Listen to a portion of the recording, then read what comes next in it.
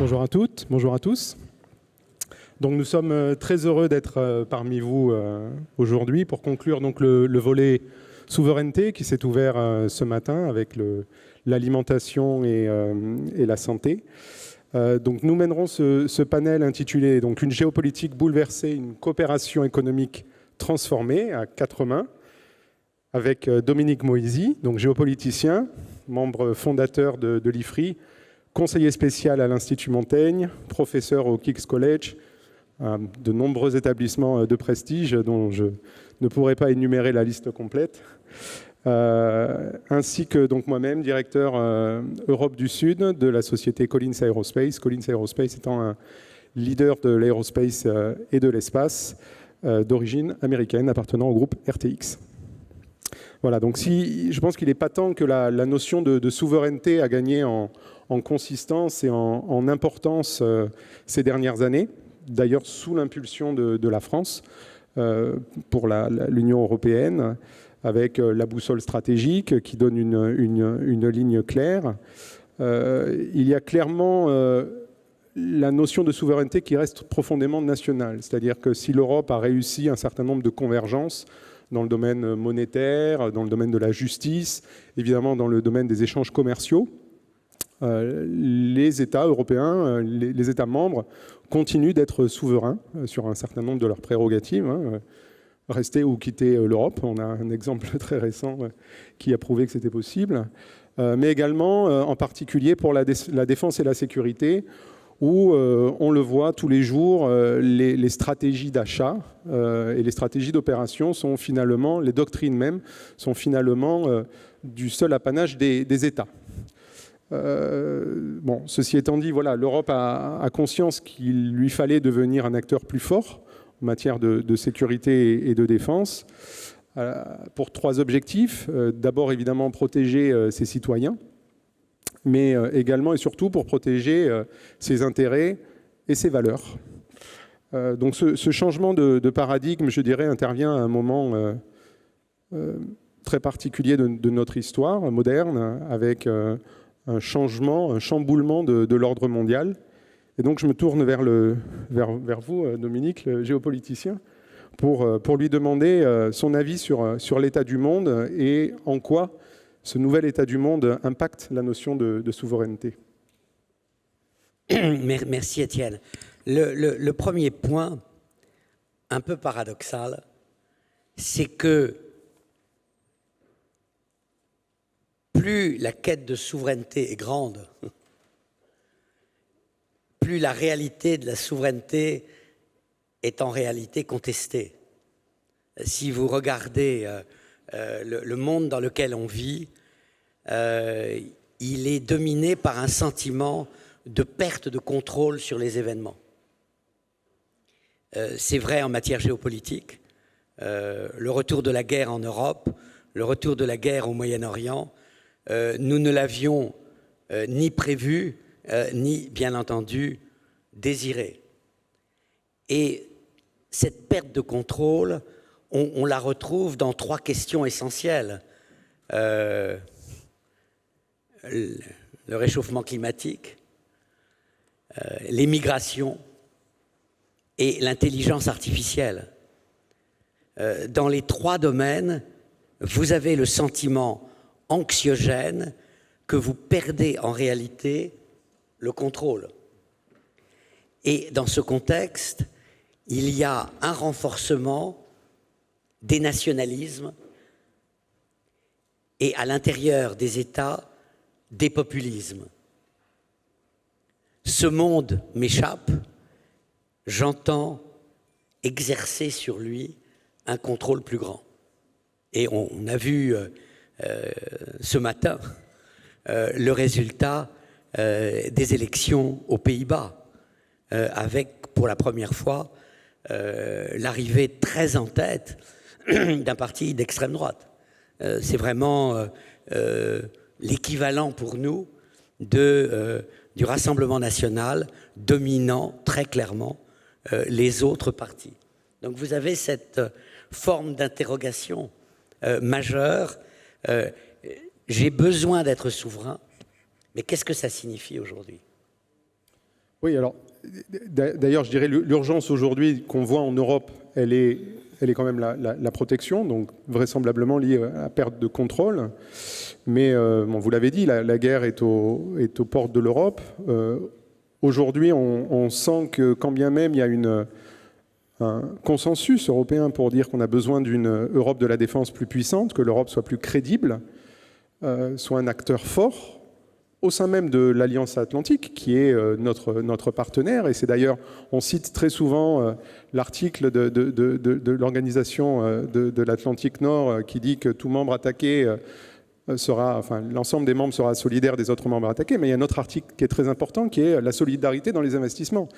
La belle affaire d'être protégé par des gens qui n'investiraient pas pour me protéger moi-même. Donc, alors c'est vrai que ça a été l'argument massif des États-Unis ces dernières années, Monsieur Trump en tête, mais l'argument continue avec les États-Unis qui investissent 3,5% de leur PIB dans le secteur de la défense, là où les pays européens arrivent péniblement à un 5, un 6, un plan à arriver éventuellement à 2% d'ici la fin de la décennie.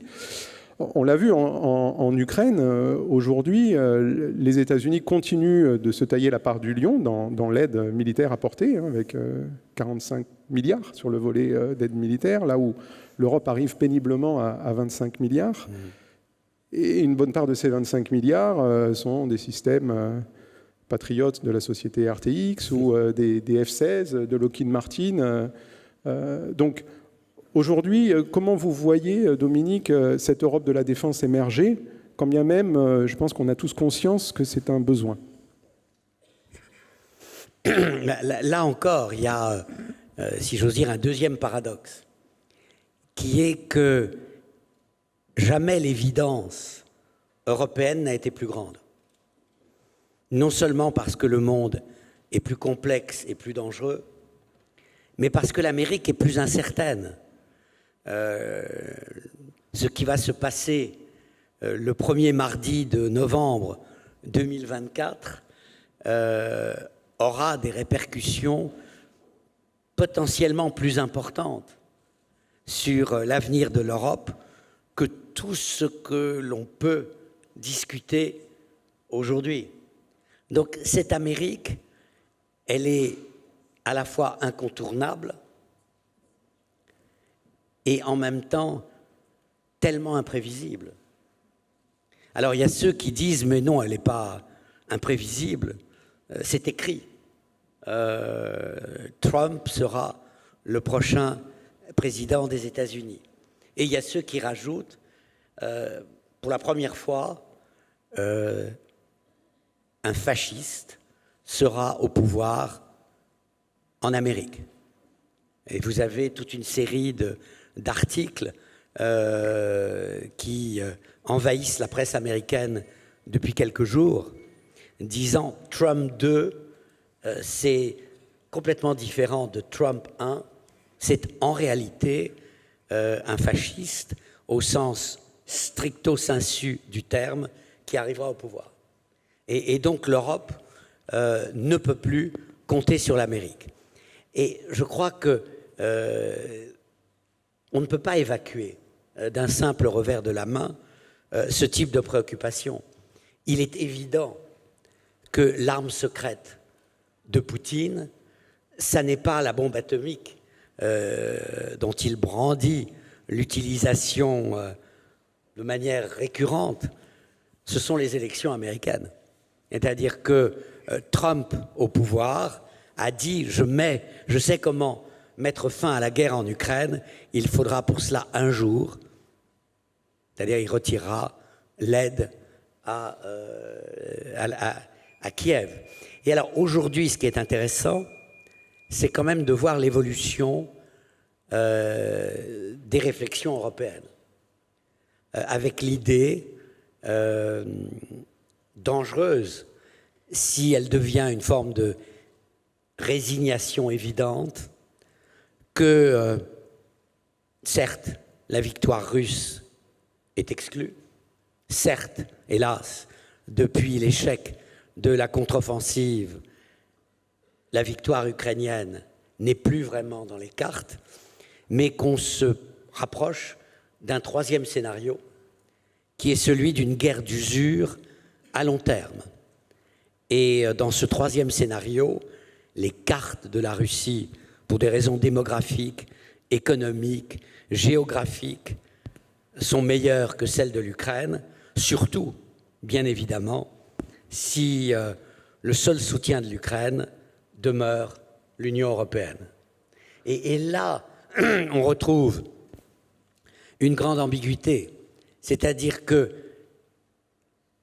les Européens, à l'Est, au Nord, et en partie aux Pays-Bas, sinon en Allemagne, obéissent à des réflexes consistant à dire « bah oui, c'est vrai, l'Amérique n'est plus l'Amérique, mais nous, on continue à acheter américain ».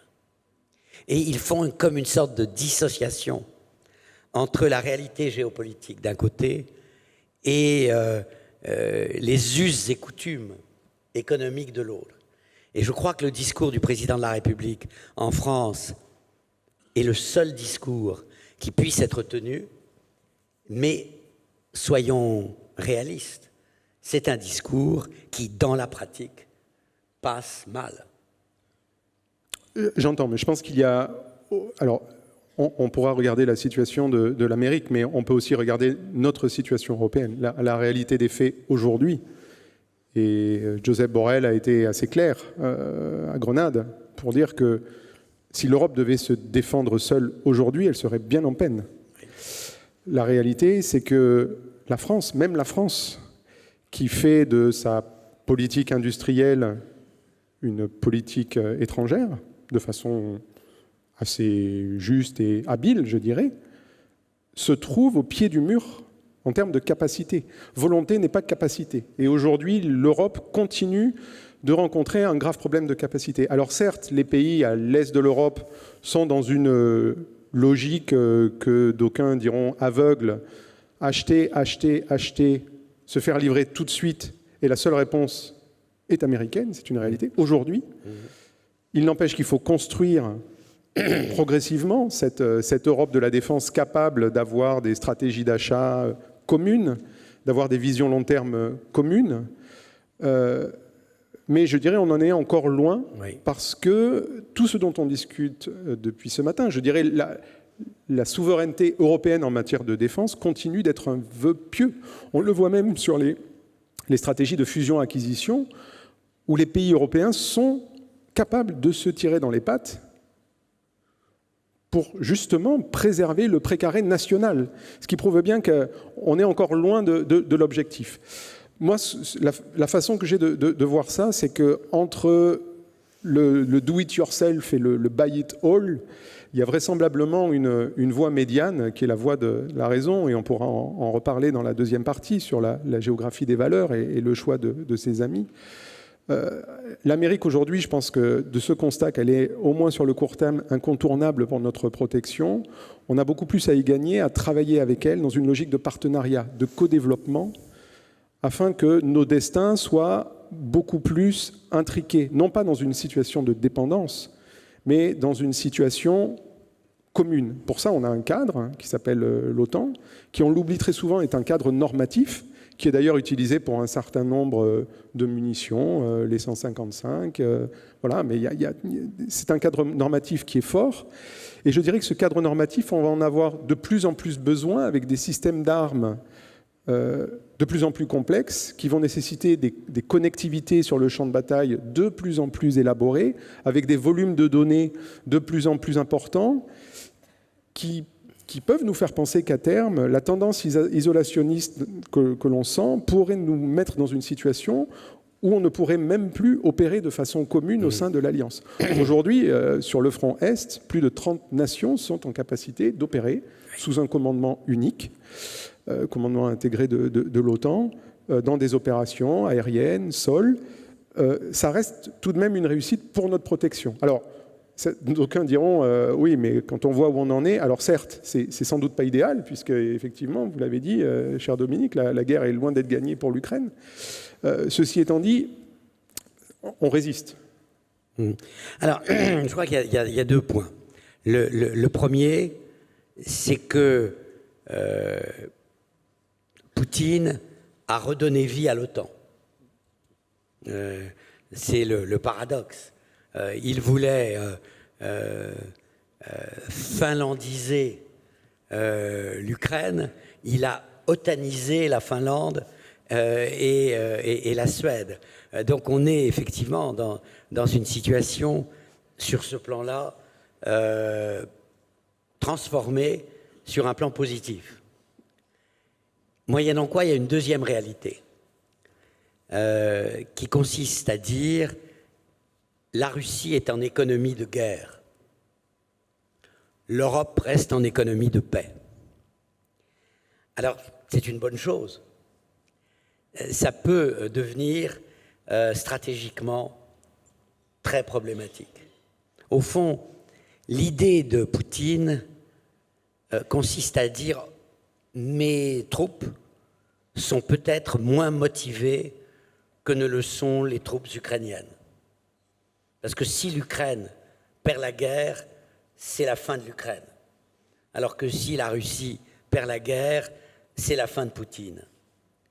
Mais, et c'est le troisième volet de sa pensée, il se dit, oui, bien sûr, je suis moins mobilisé que ne le sont les Ukrainiens, mais au bout du compte, je suis plus mobilisé que le sont le reste des Occidentaux. Car pour eux, c'est quand même plus lointain. Et là, on retrouve une question que vous avez abordée en filigrane. S'il n'y a pas d'identité nationale européenne, on meurt au nom de qui pour les Ukrainiens? Est-ce qu'un pays européen peut décider de l'impôt du sang pour un autre pays européen? C'est la question fondamentale. Nous allons élargir l'Europe. Je pense que l'Ukraine, la Moldavie, peut-être la Géorgie, appartiendront à l'Union européenne de la même manière que la majorité des pays des Balkans. Donc on va passer à une Europe à 35 et quelques membres. Mais cette Europe, est-ce qu'elle pourra se faire à l'unanimité des votes?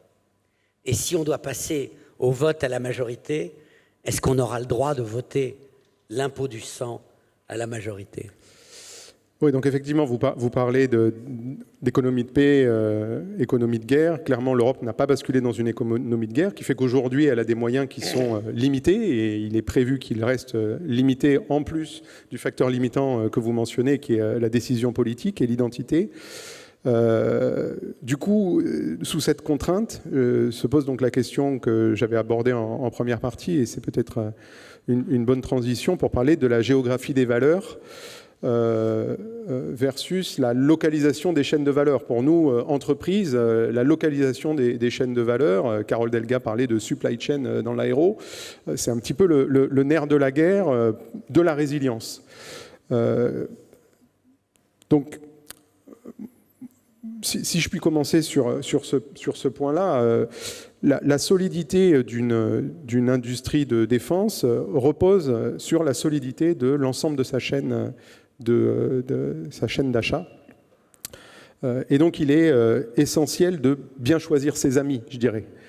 La crise Covid, évidemment, puis la guerre en Ukraine, l'attaque russe sur l'Ukraine et les sanctions qui ont fait suite envers la Russie ont montré évidemment nos dépendances. C'est, je dirais, sans doute même le facteur déclenchant de cette prise de conscience de la souveraineté à l'échelle européenne. Donc, à montrer les dépendances de nos chaînes d'approvisionnement. Recréer des chaînes d'approvisionnement est complexe, mais la solidité de ces chaînes d'approvisionnement nécessite la multiplication des sources. S'imaginer qu'on sera capable de tout faire en Europe, que ce soit au niveau des matériaux, au niveau des compétences, au niveau humain ou au niveau des investissements, est illusoire. Donc dans ce contexte-là, il va bien falloir choisir ses amis. Et alors je suis d'accord qu'il y a une épée de Damoclès avec les élections de 2024 aux États-Unis. Il n'empêche que Trump a déjà été au pouvoir. Il n'empêche que Trump, alors on n'était pas dans un contexte de guerre en Ukraine, mais Trump est resté attaché à l'OTAN, du moins l'administration américaine. Il ne faut pas sous-estimer la puissance de l'administration américaine et de sa capacité de résilience, de résistance. Elle l'a prouvé une première fois, elle en a été bien éprouvée, mais elle l'a prouvé une première fois. Donc aujourd'hui, voilà, les États-Unis avancent fort sur les nouveaux développements. La Chine, on n'en a pas parlé, mais les investissements massifs dans l'IA, vous l'avez mentionné, cher Dominique, qui sont aux États-Unis et en Chine. Beaucoup de respect pour ce que fait Pascal Cagny en France. On investit dans l'IA, mais on est tout petit. On est très très intelligent, mais on est tout petit en termes d'investissement par rapport aux Chinois. Donc, comment choisir ses amis dans ce contexte ? Alors, je crois le point de départ, c'est la géographie des valeurs contre la valeur de la géographie. La valeur de la géographie, c'est de dire, on est européen, on est asiatique, on est moyen-orientaux. Nous avons une logique de complémentarité basée sur des réalités géographiques. Et dans ce contexte, certains disaient, mais quand même, on est beaucoup plus près de la Russie que de l'Amérique. C'est une réalité qui va de soi. Et ceux qui mettaient l'accent sur, à l'inverse, la géographie des valeurs, disaient non, en réalité, l'Amérique est infiniment plus proche de l'Europe que ne peut l'être la Russie, parce que nous partageons des valeurs politiques communes. Alors il y a un vrai débat, et ce débat, il se poursuit. Vous avez encore en France un ancien ministre des Affaires étrangères, particulièrement brillant, emphatique,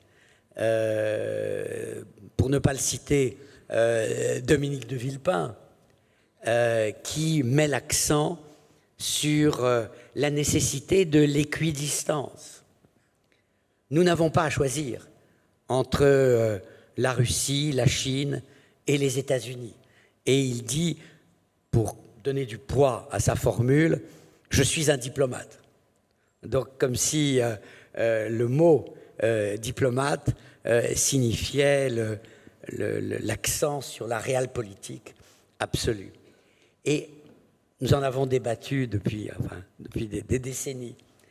Et mon sentiment, à l'inverse, est de dire que plus les enjeux du monde sont complexes et interdépendants, plus les choix sont difficiles, moins c'est évident. Plus la boussole des valeurs est importante. Et poursuivant ce discours, je serais tenté de dire à Dominique de Villepin, tu ne peux pas te comporter avec Joe Biden aujourd'hui comme tu t'apprêtes peut-être à te comporter avec Donald Trump demain. Ce n'est pas juste pour l'Europe. Ça ne correspond pas à la réalité. Alors, si l'on se situe exclusivement sur un plan économique, on peut dire oui, mais l'Amérique, sur le plan géoéconomique, elle n'est pas du tout dans les valeurs. Elle est dans l'Amérique d'abord, sinon l'Amérique seule. Oui, mais imaginez que vous deviez traiter demain sur un plan géopolitique, seul face à la Russie et à la Chine. Vers qui vous tournerez, vous? Est-ce que l'Inde, la première puissance démographique mondiale, vous suffira pour équilibrer la Chine et la Russie? Et la réponse, aujourd'hui, est clairement non. Oui, donc je pense que vous répondez à la question de choisir ses amis. Je crois qu'effectivement, on peut converger au moins sur ce point. Sur le deuxième point, je serais moins d'accord avec vous, mais sur le fait que l'Amérique a prouvé qu'elle était, depuis de nombreuses décennies, un un partenaire fiable sur lequel on pouvait compter, parce qu'elle partageait des valeurs communes. Et d'ailleurs, il est intéressant de voir qu'aujourd'hui, alors je ne sais pas si vous suivez l'actualité américaine, mais dans le nouveau duopole qui l'oppose à la Chine, mais qui l'oppose également à la Russie et à un certain nombre d'États autoritaires, l'Amérique s'érige en gardien de la démocratie. On peut le contester, mais c'est en tout cas une valeur forte sur laquelle ils veulent se positionner. Donc voilà, choisir ses amis au sein de l'Alliance, je pense que c'est important. Là où je serais moins d'accord avec vous, c'est l'Amérique d'abord. L'Amérique, et je peux en témoigner, je travaille pour une entreprise américaine qui a investi en Europe massivement, qui crée de la valeur ajoutée, qui respecte les règles européennes sur des secteurs défense, qui d'ailleurs a l'ensemble de ces implantations européennes qui font partie de la base industrielle et technologique de défense, qui crée de l'IP, de la propriété intellectuelle qui reste sur le territoire européen, qui respecte les règles d'exportation de droit européen, qui protège la sécurité des données sur des systèmes qui, in fine, vont équiper nos forces. Donc, l'Amérique, je dirais, elle n'est pas monolithique, et l'America First, en réalité, c'est la prospérité des entreprises. Et l'Amérique est partenaire de l'Europe, elle est d'ailleurs solidaire d'une Europe plus forte, et encore une fois, elle joue en Europe avec les règles européennes, et donc elle est de plein droit créatrice de valeur, et fait partie de cette équation de la souveraineté. Donc peut-être pour conclure, si vous aviez un mot, Dominique, quel serait-il ? J'en aurais deux. Alors soit, deux mots. Ni déni, ni désespoir. Ni déni, ça veut dire ne nous voilons pas la face. Nous sommes dans une situation telle que je n'en ai pas connue depuis que je suis né, il y a 77 ans. Donc je suis conscient de la gravité, la multiplicité des enjeux. Nous sommes dans une polycrise et la complexité est terrible. Mais ni désespoir, c'est-à-dire que nous ne devons pas nous résigner aux catastrophes qui ne peuvent que se multiplier et s'approfondir. Donc je crois qu'il y a dans tous les défis que j'ai mentionnés des occasions de rebondir, de réagir. Donc voilà, ni déni, ni désespoir. Et j'ajouterais à cela qu'il y a quand même un éléphant dans la pièce, vous l'avez mentionné, le changement climatique et l'effondrement de la biodiversité, qui vont demander des investissements massifs.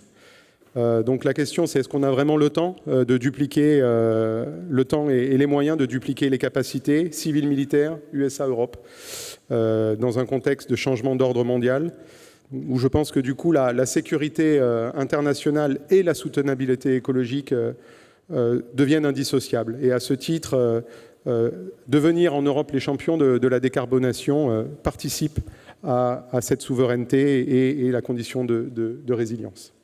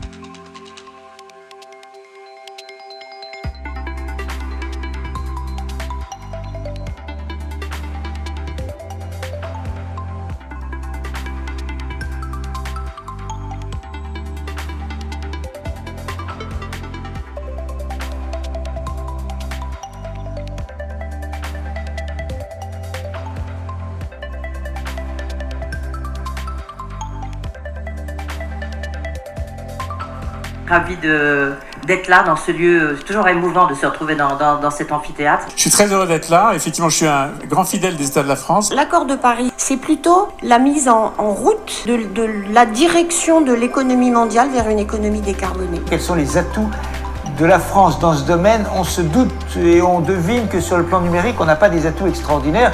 On va retrouver sur place au CESE notre journaliste Charlotte Guerre. À ses côtés, Raymond Soubi. L'attractivité de la France suppose que la France soit capable de donner des réponses positives sans drame. Et donc ce qu'on doit faire, c'est diminuer notre empreinte carbone tout en continuant à garder le même niveau de vie. Le modèle d'hypermondialisation n'est plus soutenable, où on avait des composants qui parcouraient jusqu'à 800 000 km. Mais globalement, sur le plan de l'attractivité, la France se sort quand même bien de la mauvaise passe que le monde vient de traverser.